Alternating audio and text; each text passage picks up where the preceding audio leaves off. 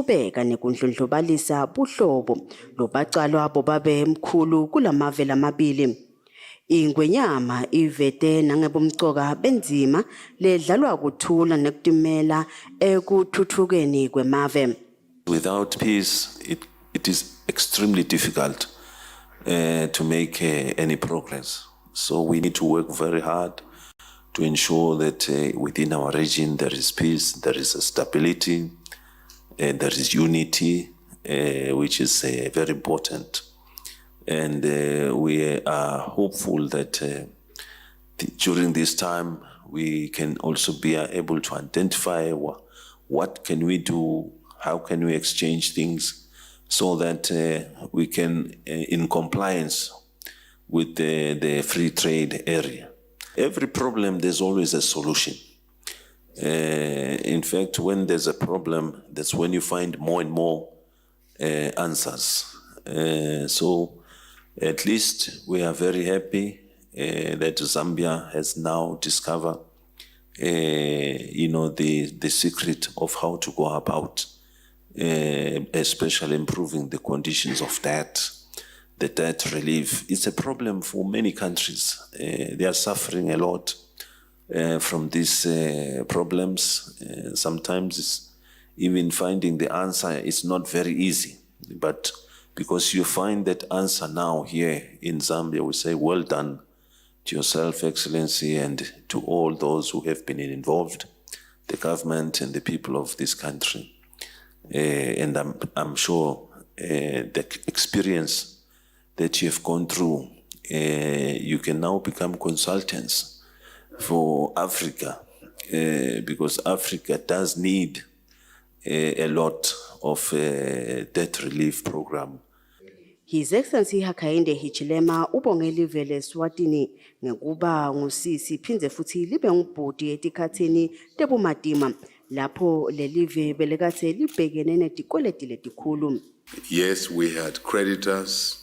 Yes, we had countries under the G20 framework, Your Majesty, who were co-chairing this process. China, we thank them for that. France, so President Xi Jinping, President Macron, Emmanuel Macron, deputized by South Africa. But we also thank member and friendly countries like Eswatini for putting in their word behind the scenes in these meetings we've had. I think as Africa, the voice was clear that there's need to resolve the debt situation for us, which was really crippling us heavily. So, and we're really happy to say that after a long road, treacherous road, complicated process, last week in Paris, we were able to achieve closure on this debt restructuring. So we want to thank you and other heads of state in our region, SADC, as well as on our continent and the global community for their tremendous support. Luvakasho lwembube emhlaba lutawuqinisekisa ukuthi lobuhlobo lobukhona emkhathini kwalamave lamabili butawuba ngulobusimamisa kuvana kulamave. Bengamele Hakainde Hichilema kanye nelibandla lakhe letindvuna tembuso uke wavakasha ekhaya eSwatini lapho kwaba khona tivumelwano tekubambisana etinhlangothini letehlukene letasayinwa. Nakulolu vakasho longenyama lamave lamabili yaphanze asayina letinye tivumelwano tekucinisa buhlobo. Tivumelwano tisayinwe embi kwesilo inkosi Mswati wesithathu kanye namangameli Hakainde Hichilema. Letivumelwano tisayinwe yindvuna yetangephandle impunga Thuli Dladla nendvuna yetangephandle eZambia Stanley Kakupo.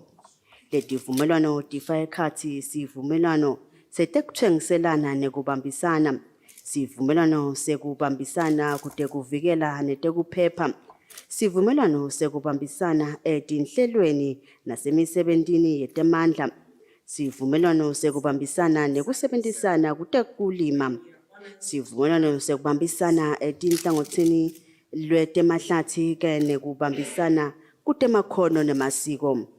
Ngetulu kwaloko kuphindze futhi kwasayinwa sivumelwano sekubambisana emkhathini kweZambia Chamber of Commerce ne-Eswatini Business.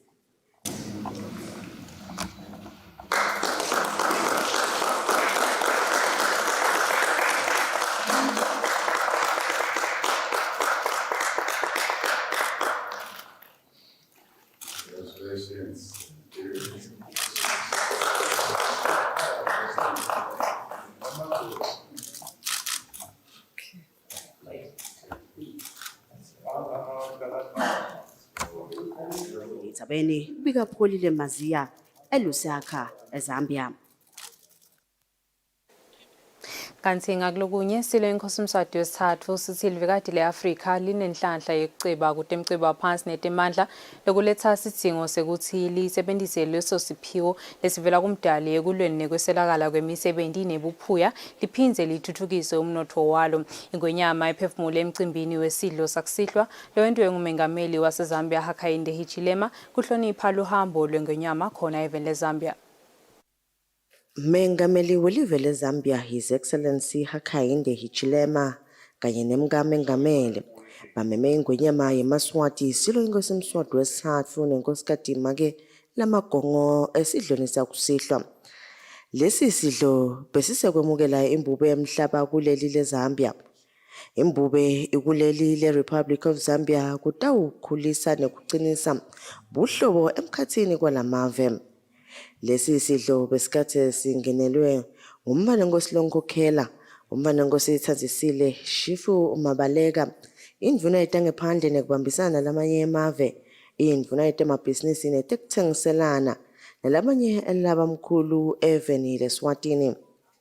Tindvuna tembuso welive leZambia kanye nalabanye labakhulu embusweni waleli live nabo bebakathe bayingcenye yalesi sidlo. Luvakasho lwengonyama yemaswati luniketa lamave lamabili litfuba lekubambisana ekuthuthukiseni timpilo tebantfu balamave. Kanti ngetulu kwaloko lobuhlobo butawuphindze futhi bufake isandla lesibanti kuthuthukisa tekuthengiselana emkhathini kwalamave esifundzeni kanye naselivikatini le-Afrika. Sesiphefumulela umhlaba silo inkosi umswati wesithathu sithe kumcoka ukuthi kube khona ukusebenzisana nekubambisana kanye nekushiyelana lugwayi emkhathini kwalamave lamabili kuthe imigomo yokuthuthukisa abantfu balamave ibe impumelelo. We are both concerned and striving at achieving economic development, poverty alleviation, peace and security that will ensure an improved standard and quality of life for all people of our countries.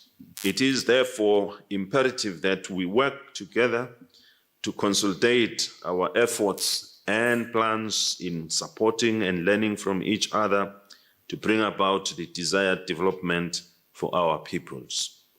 We need to take advantage of the natural resources found in the African continent and make sure that we remain cognizant that Africa is the richest continent in terms of natural resources, good alluvial fields, soils for agriculture, and beautiful flora and fauna.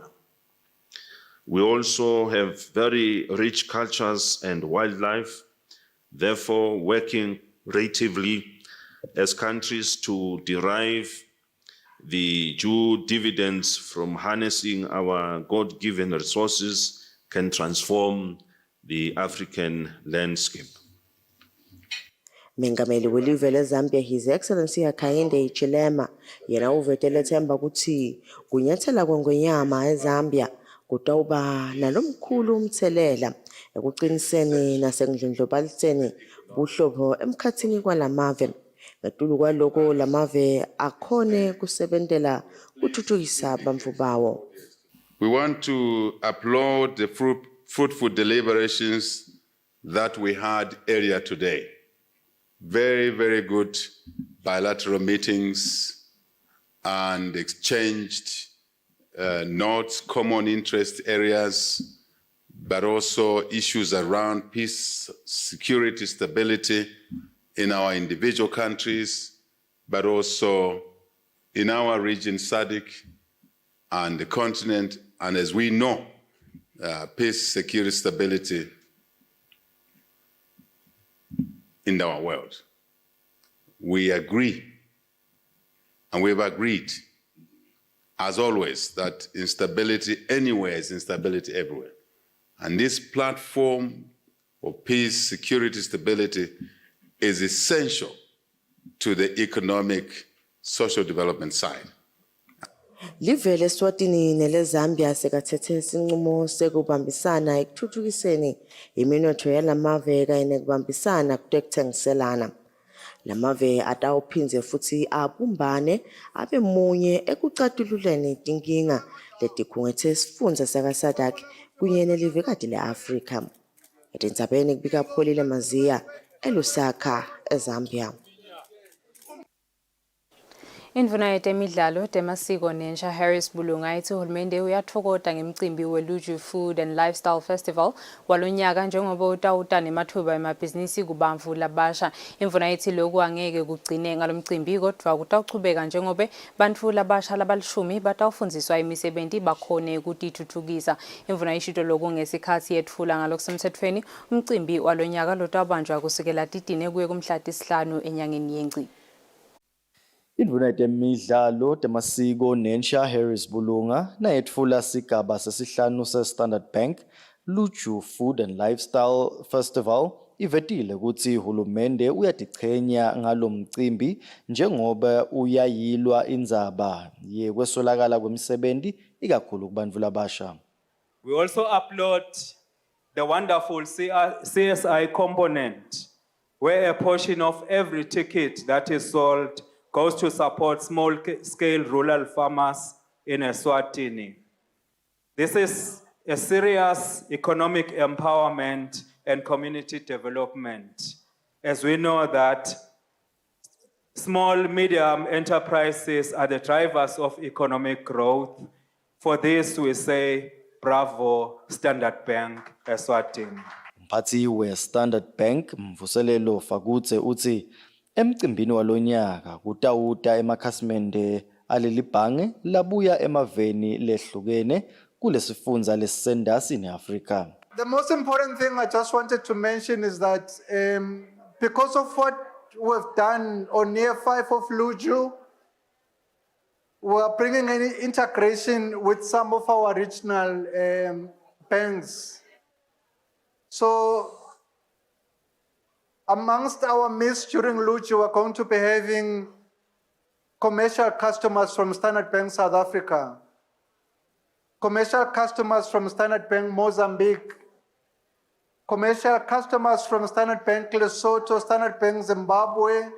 Lobukete kuswenka kulomcimbi Philippa Don uchaza kafisha ngemcimbi walonyaka. Fashion can be a driving force for culture and change. And this year, Luju is connecting local craft companies with local fashion designers. Nakwetfulwa lomcimbi kuvelile kutsi ingcenye yemali letawutfolakala ekutsengisweni kwematikiti itawuya emsebentini wekwakha ibhizinisi yekufuya tinyosi enkundleni yakalobamba lomdzala.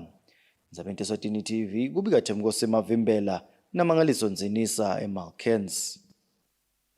Kubhadalwa kahle kwalolonke lihlobo lomthelo ngukona kucinisekisa kusimama nekuthuthuka kwelive kutemnotho. Lokhu kusho indvuna yetemafa neReckenberg ngesikhathi ihlomilisa lababambisene kahle nelibandla lelibutha umthelo kuleli iEswatini Revenue Service emcimbini wesidlo sakusihlwa lebobanjelwe ehhotela leHappy Valley eZulwini. Taxes remain the most sustainable source of funding for government programs. The other options that government have to get money is by borrowing, which we all understand. Borrowing money by government, it needs to be repaid sometime, and it gets repaid with interest from the same taxpayer money. Hence, borrowing not be a fantastic option here, which we're trying to get rid of and we're trying to reduce as the government quite intentionally. Donations, which we all understand as lovely as what they are obviously not a sustainable path to try and grow. And as one improves the country, donations also get less. Another option is direct investment in money-generating businesses. Tax is the lifeblood of a country's economy, and others say that tax is the price we pay for a civilized society. Umphathi welibandla lelibutha umthelo Brighton Nkambule uthi inhloso lenkulu yaleli bandla kwakha ubudlelwane lobuhle nebatheli kunekuthi bajake ekuthathelana tinyathelo temthetho. Let's talk. We're here for you. Our role, we actually work for you. Our role is to reduce the compliance burden for you. Our role is to facilitate trade for you at the border. Our role is to help you grow your business. We are your partners. Always feel free to come through. Ngekusho kwendvuna yetemafa leli bandla likhulisa imali yemthelo leliyibuthile nga 1.3 billion emalangeni kulomnyaka timali wahulumende lophele ngenyanga yendlovu lenkulu kulosetulu yefika ngetulu kwa 12 billion emalangeni. Etindzabeni te-Eswatini TV kubika Mbongwa Dube ezulwini. Inhlangano yesiqalisa Foundation seyakhele umndeni wakaMotha likhala kanokusho emfabantu akhuluma kulomsebenzi umfanenkhosi Ncenge sewukhuthathe eMaswati kanye netinkampani ukuthi atifake isandla ekunakekeleni eMaswati kakhulukati lawo lesiswele. Umfanenkhosi Ncenge bekakhuluma ngesikhathi kwethulwa lelikhaya lakaMotha. WakaMotha emfabantu sewutawulala endlini enesizotha ngemva kokuthi inhlangano Siqalisa Foundation yakhele lo mndeni lebe uhlala endlini lengekho esimeni lesikahle. Leli khaya lakhiwa ngemva kokuthi umfanenkhosi Ncenge angqongqothe kule nhlangano. Umfanenkhosi Ncenge asabeka inkulumo yakhe uthi ke simo samake lindiwe Motha kanye nemadvodzana akhe nendvodzakati besibucayi kakhulu. Siyathi ukuthi lesimo lesikuleli khales simo lesigcwelele live lonke manje ke ngaloko ukuthi labantu ngeke sibadi bonke sithi nje uNkulunkulu amane le foundation ayikhulise nawe unemandla ekuyelekelela belekelele labalese bawuqalile lo msebenzi ngoba ngeke sikhona kwenda sonke lo msebenzi. Imphungatho Nesibanze lengumsunguli walenhlangano ubonge emakhosi ngekuthi avumele tinhlangano ukuthi tisite eMaswati. Empeleni masisebenta is not about money. Ngilokuthi ugcine kwendeke lento uNkulunkulu lasithume ukuthi sikwende ngazo uNkulunkulu vele bekakhona tendela himself. So Tindzaba tethe kubala vele kulo kanjani ke pana sesengcile 100,000 ngoma indlu yinye nje iyamthatha labo 55,000. Lindiwe Motha lozuzile ubonge lolusito. Ngiyadimangala ngithi noma ngihlede ngisho ebusuku ngiyavuka ngithi Nkosi ngenteni lengaka ngikwendeleni ukukhombisa ukuthi ngiyabonga ngaloko ngendele kona cela manje ubusise la bangentele ubanzisele nje ngisho kwelivu lakho. Leli khaya letindlu letimbili libiyelwe lafakwa imandi nekwekukhanyisa kanjalo nemibhedze yekulala kanti tibite imali lengetulu kwa 100,000 emalangeni. Lenhlangano solo iyachubeka nekusita eMaswati etifundzeni tonke telive. Itindzabeni kubika Sondomlangeni kunaThemba Shabangu emfabantu. Sikolo lesiphakeme sakumathapha eSwazi National ngiso lesihambe embili emncintiswaneni wesibitelo sesiswati.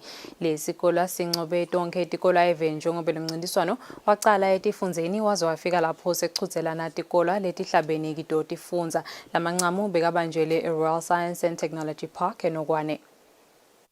Liofisi lemhloli lomkhulu weSiswati lithi umncintiswano lonjena uthuthukisa lulwimi lwesiswati. Isiteke nayo isukunyiswa ke lendzaba ukuthi wonke umfana kufanele afunde isiswati sagijima nako kwaphindze kwavusatelwa kabusha ibhodi yesiswati leyayike yaba khona igijima nabo make busisimelane yasukunyiswa ke ibhodi lonyalo nje ukhona sihlalo wami ngiyabonga sihlalo bese bakubongile ukuthi uyasukuma njalo awuhlali uthi mina nginkhosikade ngeke ngiye uyasukuma kude la singayi nawe khona noma ngema culture days itikolo uyasukuma uvele nakuma culture days.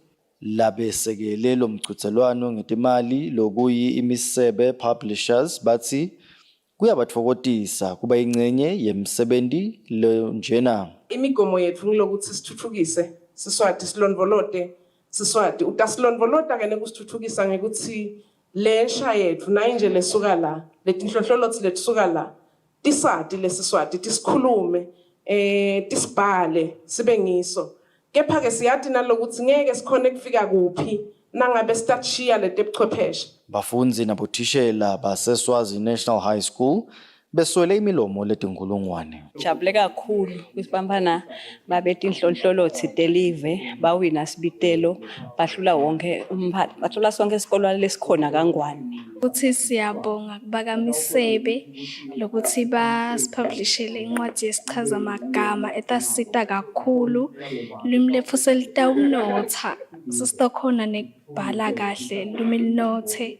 Umncintiswano ungulenye indlela yokuqinisekisa ukuthi lulwimi lwesiSwati luyangena kubantwana futhi luyalondvoloteka. Ndzabeni Eswatini TV kubika Jamkosi Mavimbela nginambo waDube eNokwane.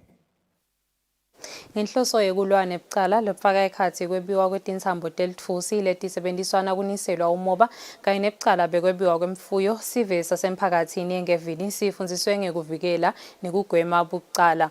Umphathi wemaphoyisa William Dlamini uthi kubambisana emkhathini wemaphoyisa nesive ngona kutawusita ukuthi kuliwe nebucala netingoti temgwaqo. Umphathi wemaphoyisa bekakhuluma emphakathini wasengevini kaNgcaphalala lapho bekamelelwe nguWendihleta emkhankasweni wekulwa nebucala.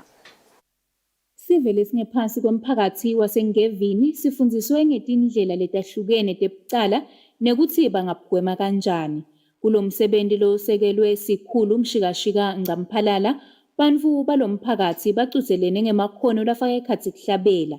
Lomelele umphathi wamaphoyisa Wendihleta uthi ke indzawo yaselibonjeni ihlaselwe kakhulu macala ekweba, tingoti temgwaco kanye ke netetitimela. Kuyabonakala kakhulu tindzaba tekwebiwa kwema-pivot njengoba sathi nje ukuthi ngummango lona lolima umoba bese kuba nalamaphayiphi ke laniselako lana naletinto telitfusi letikhona lapha nekuthi ke indzaba yetifuyo kunengi lokuthi lesifuyo singanakekeleki kuyakhinyabeta ke nasemnothweni lokho ukuthi mhlambe sekusuke imoto yake ingena emgabangweni wesitimela seyithuthwa sitimela sekwenteka ingoti sesimile sitimela ema-hour amanyenti kusalandwe emaphoyisa akutolungiswa tonke leto tinto leto. Lo khulumele umphakathi wasengevini Mbonga Ngcamphalala uthi lokufundiswa labakutfolile kutawusita ukuthi bakhumbutane basive.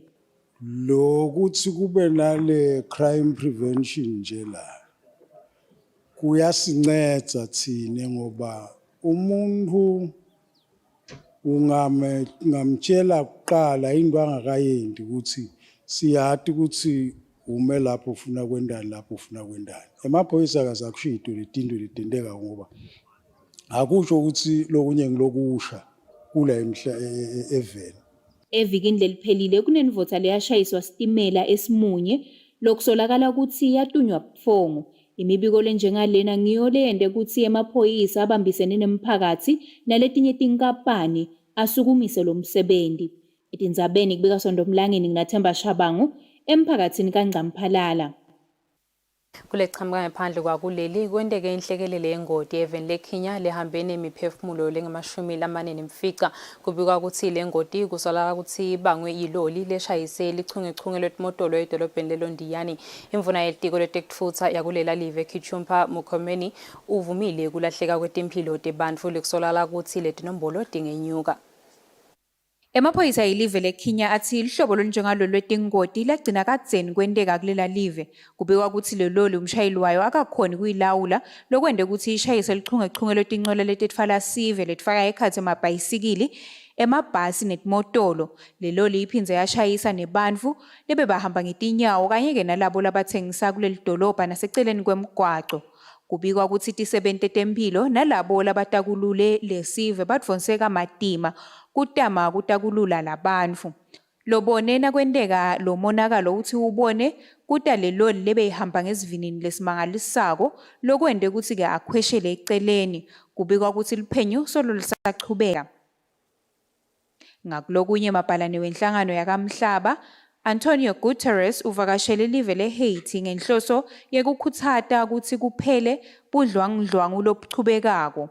Lolu vakasho lwa Guterres lulandzela ukuthi ke atfumele umlayeto wekukhutsata kuthula.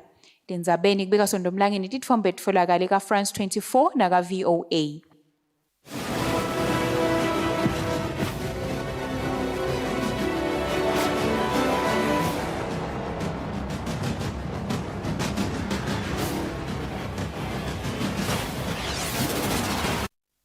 Sesibuka temidlalo umcondzisi webhola enhlanganweni lengamele umdlalo webhola lapha eveni Bexi Samkhonda uthi kumcoka ukuthi baqeqeshi bahlangane njalo nakuphela umnyaka webhola kubuka ukuthi basebenze njani kanye nekubuka indlela lengcono yokusebenza kusizini lensha. Mkhonda bekakhulumana kuchubeka umhlangano webaqeqeshi bemidlalo webhola lowatiwa ngele Coaches Symposium eSimpark Mathapha. Ngaphandle kokuthi baqeqeshi bagcuzelane nakusachubeka imidlalo yebhola emaqenjini lahlukahlukene, kodwa baphindze bahlangane ngemuva kokuphela kwayo isizini yebhola kubuka ukuthi umnyaka webhola lophelile uhambe kanjani nekuhlomisana ukuthi eminyakeni lotako webhola bangadlala kanjani.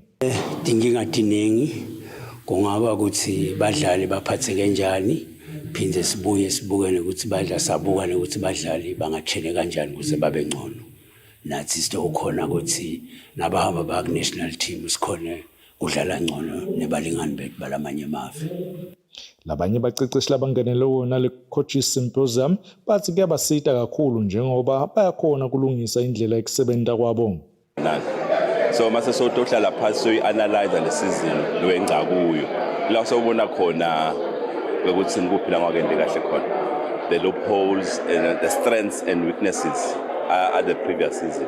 Kimi is mainly kukhula as you interact with the other coaches. Uyakhula, uyayeva usibathini inhlanhla sicoca isikhathi esiningi siyacoca nabo labanye. So when asila it's quite a lot that you get. Lo mhlangano we-Coaches Symposium boholwa nguye umcondzisi womdlalo webhola kuleli Bhiza Mkhonda kanti bonke abaqeqeshi labanezitifiketi tekuqeqesha bebamukelekile ukuthi bangenele lo mhlangano. Lobikela umsakati Eswatini TV temidlalo ngilinda Dlamini naphathizwe Msibi Mathapha. Sikolo sasemzimba sengisobo champion benzebe yeScar Tindzaba Foundation kubadlali labaneminyaka lengaphansi kwaleli 17 ngemuva kokunqoba kumancamu nabadlala nesikolo saseNgwane Park.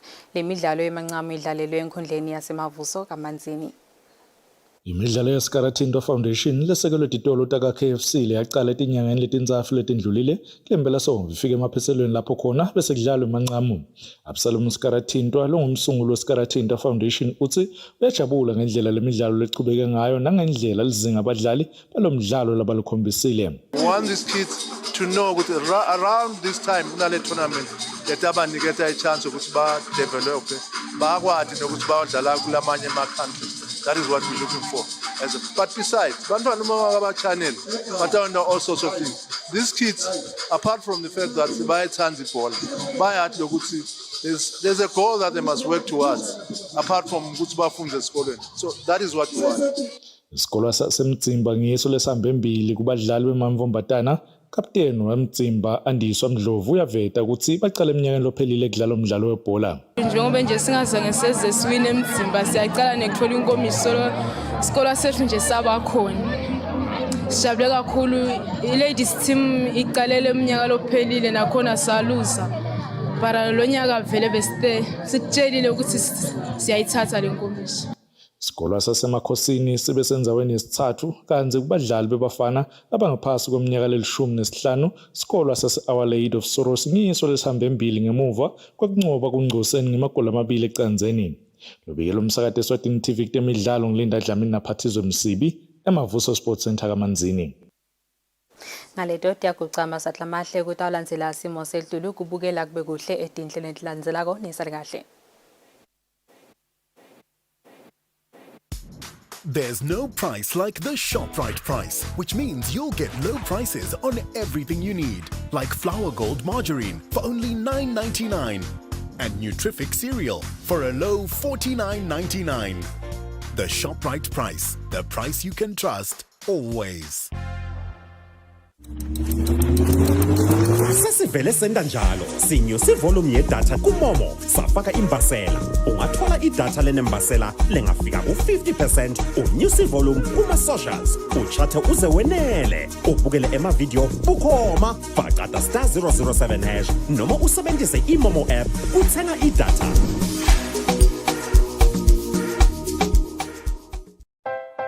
Simo selitulu nilethelwa baka MTN Business. Noma simo selitulu sinjani, i-MTN Business ikhona kusita ibhizinisi yakho. Simo selitulu benilethelwa baka MTN Business. Noma simo selitulu sinjani, i-MTN Business ikhona kusita ibhizinisi yakho.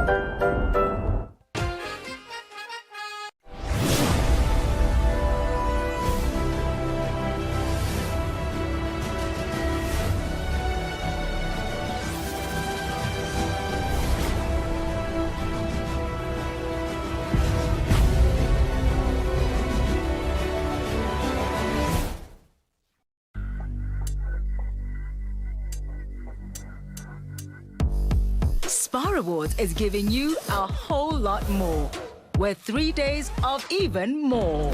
From 30th June to 2nd July, like Jacob's Crooning Coffee bottle or refill for only